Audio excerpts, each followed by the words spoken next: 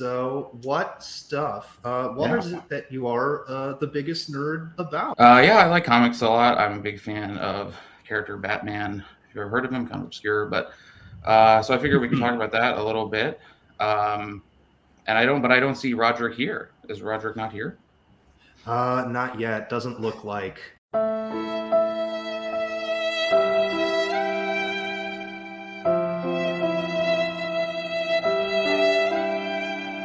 But what's the main thing with Batman for you? What's the compelling thing there? Well, I've always liked the personal story to the character. I like the tortured hero character, and I feel like a lot of his iterations is very compelling and sometimes relatable and kind of inspiring. The way he kind of channels his trauma and his scars into something positive. I really like the latest movie because it was really all about that kind of interpretation of the character. It was focusing on kind of redemption and how he's capable of that, and then he can kind of see how even his villains are capable of that. As opposed to the Nolan versions, which I don't really like as much, and kind of lean into to a certain political interpretation of the character. And like you said, and I think in a lot of stuff, it's fun to like he's flawed not just as a person, right, but in his means and in his view of crime in the world, and it's flawed. And it's fun when that gets kind of critiqued and his worldview gets challenged. Whereas some versions I think lean into it or vindicate it perhaps. So it's kind of a mixed bag. But I like kind of analyzing him through that lens for sure. People like to pin him as fascist, and I mean, I look at it more as that whole saying of scratch a liberal and a fascist bleeds, like that type of thing.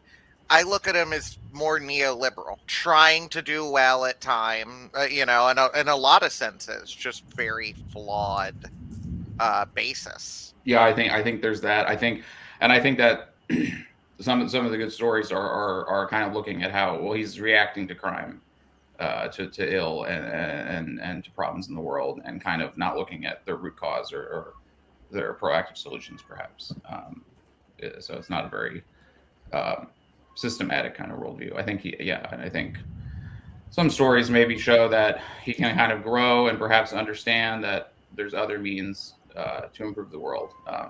Sometimes not, but I totally agree. Yeah, I always think Batman is fascinating in that respect, and in the same way that I think like characters like Punisher are amazing characters because they're flawed human beings who reflect a certain type of societal mindset. In his case, both, dealing with his PTSD and time as a soldier, and also his breakdown of trust in the current policing system. Ironic that they're using his skull. Love that he called them out in the comics, though. On Batman, real quick, before I start playing, we got Batman Beyond N64 going here.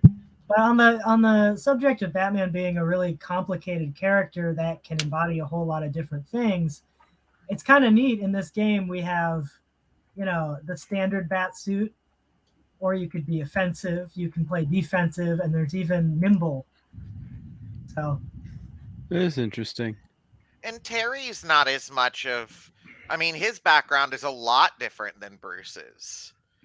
And he definitely takes a little bit different view to things as well.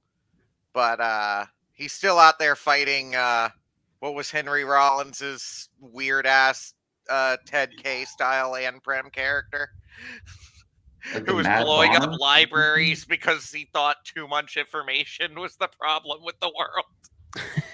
Yeah, I remember that episode. It was like the Mad Bomber or something. One thing I think a lot of people fail to realize is you don't necessarily have to agree with the politics of a comic book character to like the comic. No, and honestly, you don't even have to agree with the politics of the creator. And that's something I think we'll definitely touch on in this with our roundtable topics today. But I'm just curious before we move on to that. You said you're a big fan of Batman. Do you have a decent Batman collection? Comics, figures? What you got? Yeah, I collect Batman stuff. You can see I have a Batman shirt of what I think is the best Batman movie, Mask of the Phantasm.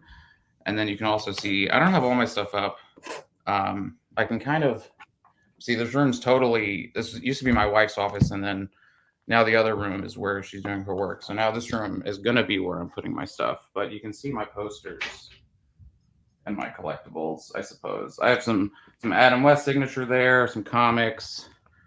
Yeah, I'm a big fan. I've liked him my whole life. So, yeah, flaws and all. So, did you keep up with any of the San Diego Comic-Con news the other weekend? A little bit. Yeah, there's been so much. It's hard to keep track of comic book news. There's a lot. That's a big domain. In Batman comic news, what was actually cool is, I don't know if you heard, but Todd McFarlane and Greg Capullo are actually teaming up for another Spawn Batman crossover. Oh, I didn't hear that. Yeah, we get the first one since I think the 90s was the last one. So, hell yeah, I'm super excited for that. I want to say Chuck Dixon worked on one of the last ones. Amazing person, or amazing artist. Like, I love a lot of his work on Punisher. I love his Batman stuff. The dude is working for Arcaven Comics now. Vox Days comic book label. The neo-Nazi, or sorry, the alt-right Christian nationalist and white supremacist. So yeah, Chuck Dixon's working for him now. It's very wild just to see that progression of some of the people who've really just taken sides in Comicsgate stuff and literally buddied up to fascists. And Chuck Dixon's one of them, and it's really weird because he's always been conservative, but I never thought he would go that route. And I don't know, it's very weird. But anyways, She-Hulk, which I just saw the first episode of right before this, and holy shit, it's funny to watch people complain because she addresses the fact that she has to stay calm on the regular and deal with people, belittling her and doing things that anger her just because that's life as a woman. And they pointed out, I saw the quotes. Like sexism. Yeah, they pointed out that she deals with sexism on the daily, and that's angering, and she has to control her anger. I love seeing Smart Hulk, as he calls himself in this one. Yeah, it's pretty great. I love it. All the fourth wall breaking you expect, everything. Yeah, I was worried they would shy from that because Deadpool got it first in the movies, even though She-Hulk had it first in the books. So there's other things that they're doing that are really annoying fans to avoid, like similarities, like Miss Marvel's powers not totally resembling her comic book powers, to avoid similarities to Mr. Fantastic. So I thought this could be one of those things, but it wasn't. Sometimes I don't really like some of the changes they make. So far, this interpretation of the first episode I've really enjoyed. I don't know, at first in the commercials I was kind of off foot by the CGI, but now I've gotten used to it. I kind of like it.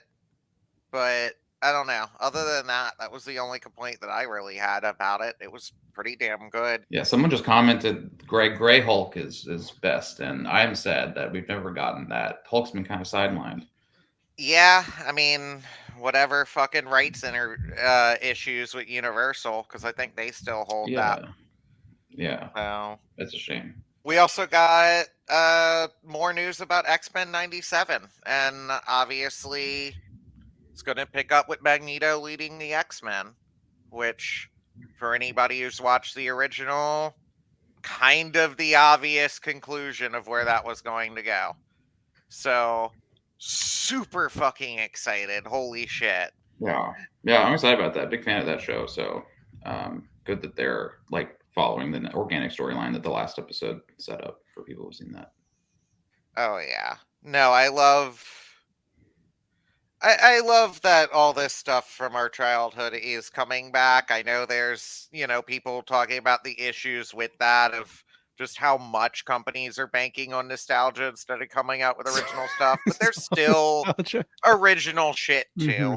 Everybody loves nostalgia too. Mm-hmm. One thing I don't like, one of the only things I don't like about the our childhood X-Men show, in this case X-Men the animated series, is that I think they were prevented, or I assume they were prevented. In the show, it definitely was the case that Magneto was not Jewish, and there was no mention of the Holocaust or anything. And they even changed his first name, to Magnus. So I hope they find some way to do justice to that in that canon. I have no idea how, but I feel like that would be great. Wasn't, if I'm not mistaken, wasn't actually, I know his Jewish identity was actually added in later to the comics anyways. It's been forever since I saw it, but was there anything that explicitly like denied that aspect of him in that Oh, well, show? so one, that backstory definitely was added, I think, in the 80s by Chris Claremont. So it was definitely a part of the character by the time the show came out.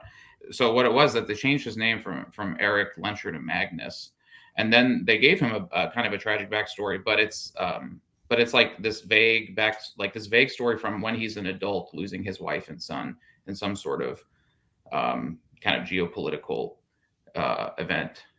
And it's all very vague, and so I guess there's nothing that contradicts it. Your headcanon could be, hey, like, this happened to him as a kid, and also we've just never seen it mentioned. Yeah. But they just shied away from it on the show, which I never liked. They made up this thing that to kind of give him sympathy that wasn't the other thing, the Holocaust and stuff. So Yeah, that had to be just censorship at that time, and not being able to talk about heavy issues in a kid's show. I mean, that was a kid's show, so I can understand kind of trying to shy away from that a little bit, as unfortunate as it is. But I feel like 6-year-olds Batman are the animated watching it. series didn't treat us as kids to that degree. There's something about in particular, because there was going to be another Marvel cartoon in that era about Captain America, and so I've heard of that a little bit. And as my understanding is, it got pretty far into development, but then the network started saying, well, you can't. Your story is him fighting in World War II, and he's fighting the Nazis and all this stuff, and we can't have that. So no swastikas, no Nazis. So they radically changed the story, and then it like fell apart. And there's a case for all the maturity of the DC animated universe that started with Batman the animated series. There's an episode where I think of Justice League where they go back in time to fight Vandal Savage during World War II, and again they were not allowed to put swastikas. They kind of used an SS symbol, I think, that kind of would invoke, but they weren't allowed to use actual swastikas. I could be wrong, but isn't censorship in Germany also to a similar degree, where like even when portraying Nazis in films, like in media, they can't really always portray Nazi imagery? How are you supposed to show anti-fascist shit without being able to show fascist shit? It's a weird form of censorship. The same censorship Facebook engages in. If you call out fascists on Facebook, they usually ban you for it. Yeah, Facebook, YouTube, all the platforms we're streaming on right now. It's also odd, though, when you get the other end of it, where we have a guy who comes to MegaCon every year dressed as Red Skull in a full Nazi uniform. It is a really good cosplay, I'm not going to lie. I don't trust a person who owns a full Nazi uniform, though.